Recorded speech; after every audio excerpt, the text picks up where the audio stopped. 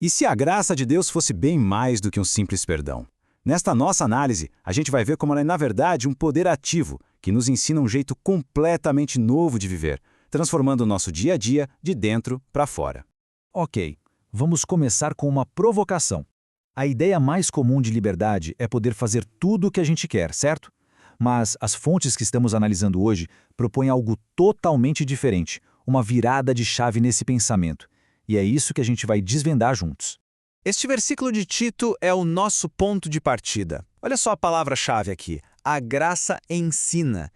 Ela não é algo passivo que só acontece uma vez. Ela é uma professora atuando constantemente. É uma ideia muito poderosa que muda tudo. Essa busca por satisfação imediata, a gente vê isso em todo lugar, né? É a narrativa do nosso tempo. No entanto, a perspectiva que a gente está explorando aqui aponta que essa felicidade é meio que uma camada fina de tinta, que esconde uma verdade bem mais profunda e duradoura sobre a nossa condição. Para a gente poder entender o poder libertador da graça, primeiro a gente precisa dar um passo atrás e entender a condição que ela vem resolver. A questão aqui não é se somos bons ou maus, mas sim se somos realmente livres. Agora, o que é bem interessante aqui é a sutileza.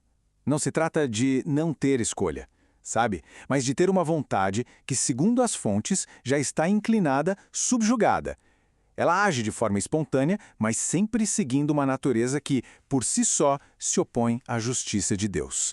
E essa citação ilustra a profundidade disso de um jeito brilhante.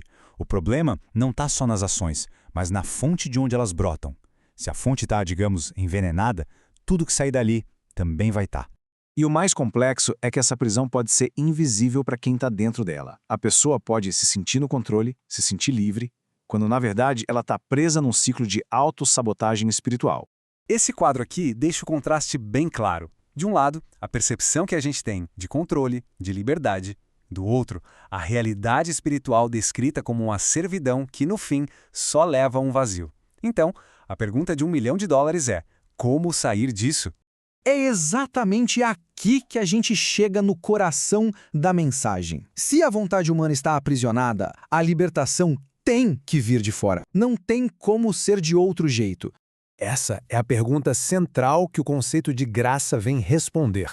É o grande dilema que precisa de uma solução divina. Muitas vezes, a gente pensa em graça como uma borracha que apaga as dívidas do passado.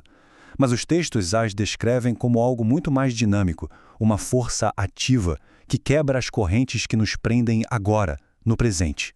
E aqui, esse conceito de graça eficaz é fundamental. A ideia não é que essa intervenção divina force a vontade, mas que ela a liberte. É como se a vontade fosse restaurada para que pudesse, pela primeira vez, desejar e escolher o bem espiritual. E essa promessa é de uma liberdade completa. Não é uma melhorazinha, um ajuste. É uma libertação real da tirania do pecado, que move a pessoa da escravidão para uma liberdade autêntica, de verdade. Mas essa libertação não é o fim da história. Muito pelo contrário. É o começo de uma jornada, de um aprendizado que dura a vida inteira. Santificação é o nome que se dá para esse processo.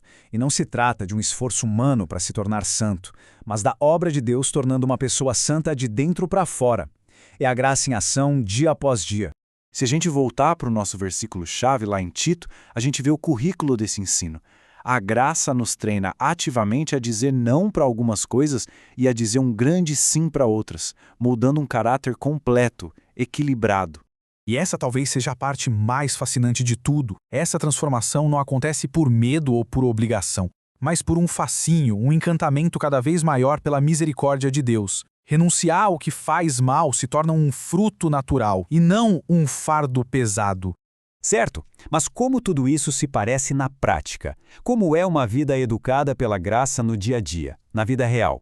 Essas 3 qualidades de Tito pintam um quadro de uma vida íntegra. Uma vida sensata na relação consigo mesmo, uma vida justa na relação com os outros e uma vida piedosa na relação com Deus. É uma vida com propósito e muito equilíbrio.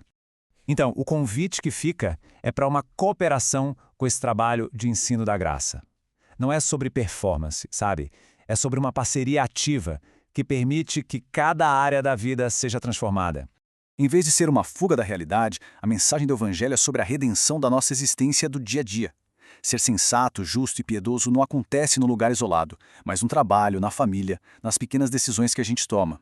E fica esta reflexão final. A graça não é um evento único, mas um processo contínuo de ensino. O desafio que permanece é pensar de que maneira a graça está ativamente redesenhando a vida de cada um de nós.